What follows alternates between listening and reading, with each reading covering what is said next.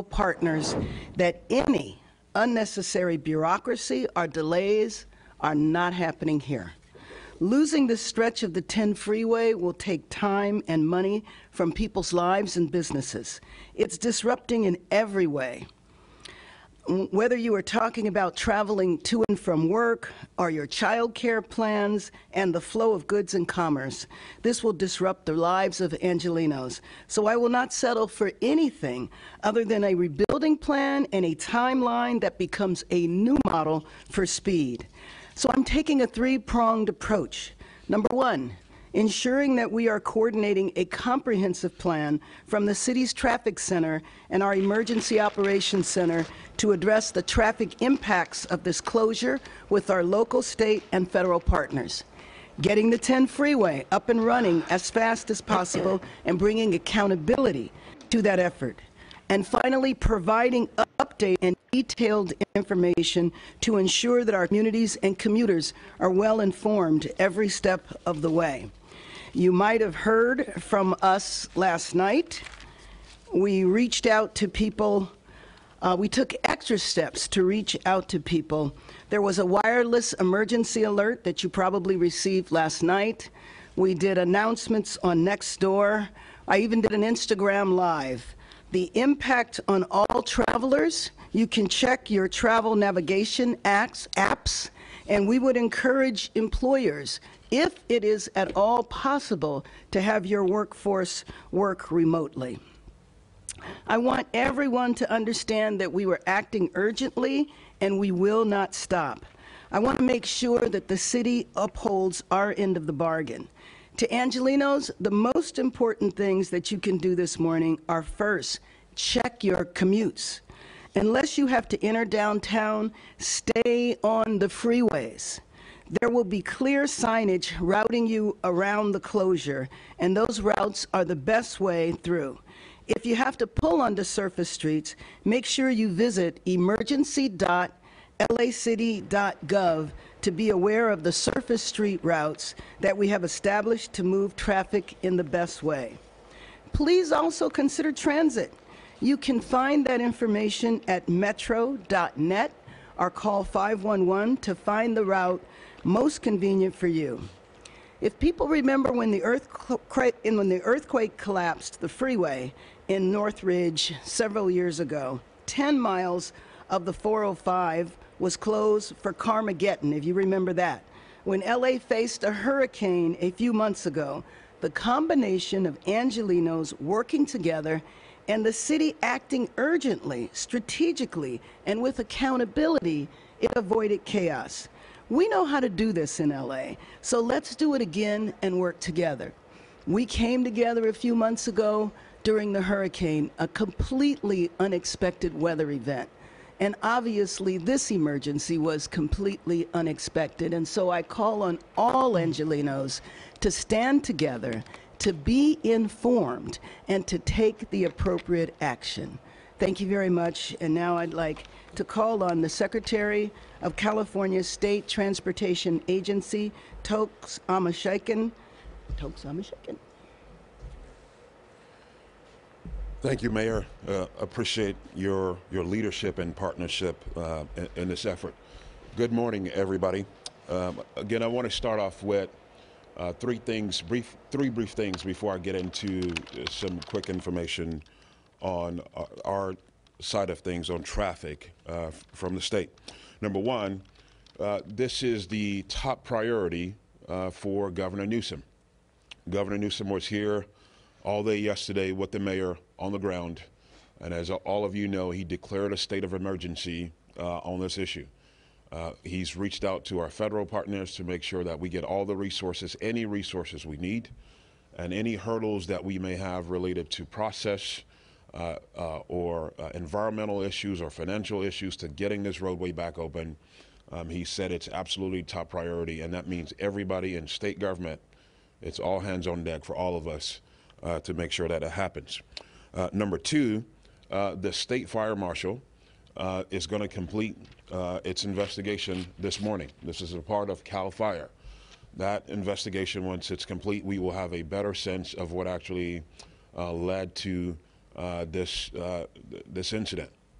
I will say, however, that despite the fact that that investigation will be complete, doesn't necessarily mean that we will be able to give you all that information immediately. We will need to go through that information, and once it's prepared to be released to the media and to the general public on what actually took place, we will do just that. But we expect that investigation to be complete this morning. The hazmat assessment is also complete. A little bit additional hazmat work needs to be done, but a majority of the hazmat assessment is done. And so that means that the third part here, which is really key, our maintenance and structural engineers are able to do work. So if you're wondering whether or not there's any activity on the site of this incident as we speak, all through the night, through the morning, our maintenance and structural folks are there doing work. They've been able to get core samples. They're looking at core samples of the structure to see, again, what full condition the bridge is in, the bridge deck, and the columns. So a lot of activity taking place, and we will have more at the 10 o'clock and the 4 o'clock briefings that will happen today. As far as traffic goes, again, as the mayor noted, today is the first day back for commuters following the fire under the Santa Monica Viaduct on I-10. This is our litmus test. Did we reach everyone and convince them that they need to plan ahead and plan alternate routes? I know and I hope we did. We're laser focused. I appreciate the mayor's ability to be able to get a text message out. I live in Sacramento, and I got the text message here last night right here in LA. So I'm glad she was able to get that done. We're laser focused on making sure the commute goes as good as it can possibly go this morning. I want to thank CEO Wiggins, her and the LA Metro team, LA DOT team, MetroLink for all the work that they've been doing with Caltrans to make sure we provide commuters alternate means of being able to get to work.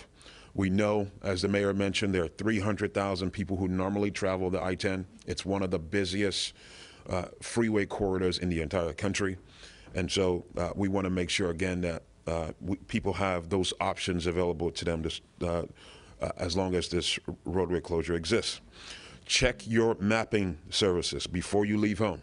The Caltrans Quick Map app, Google Maps, Waze, and your other means of using apps to be able to commute. Also check your local traffic station as well.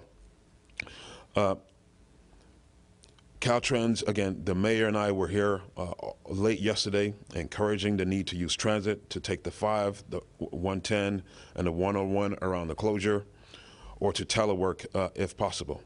We will need this to be able to relieve congestion and get people from Santa Monica to San Bernardino and back. As the morning progresses, we should have a better sense of how traffic will bear out through the day. But let me repeat in closing, we really need people to pay attention to the detour routes and to drive carefully during this period. This will be very key to any success that we will have with this challenge. Again, Mayor, thank you for the partnership. This is priority number 1 for us at the state, and we look forward to being able to get more resolutions on this challenge. Thank you. Good morning.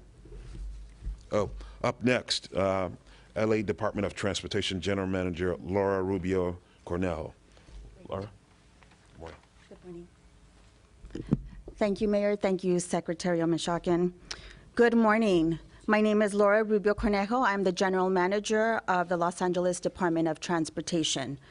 You're joining us here this morning in our Advanced Transportation System and Coordination Center, otherwise known as ATSAC, where LADOT traffic engineers have the capacity to actively monitor impacts of the closure of the 10 freeway and make real-time adjustments as needed.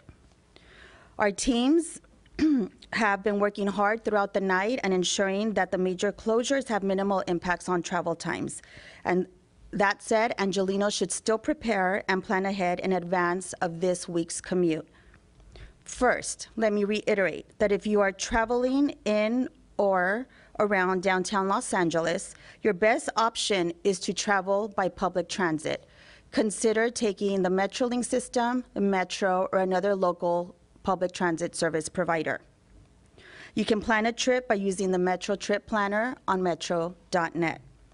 However, if you must drive and your destination is outside of downtown Los Angeles, we urge you to remain on the freeway in order to avoid the local streets. You can transition from the 10 freeway to the 5, the 101, and the 110. If your destination is in downtown, you will need to access surface streets. So for example, if you are a parent taking a child to any of the 6 public or private schools in the impacted area, our engineers have developed a detour map to ensure people can access their destination. So let me take a moment to walk you through briefly how best to access local streets and how to transition. So if you are traveling from the east on the 10 freeway, we urge you to consider exiting on 7th Street, which is right here. If you missed that exit, your last opportunity to exit in order to access local downtown streets will be at Santa Fe and Mateo. If you're traveling from westbound on the 10, we ask that you consider transitioning to the 110 freeway in order to access local downtown streets. If you missed that 110 transition, your last opportunity to exit in order to be able to access local downtown streets will be at Alameda Street.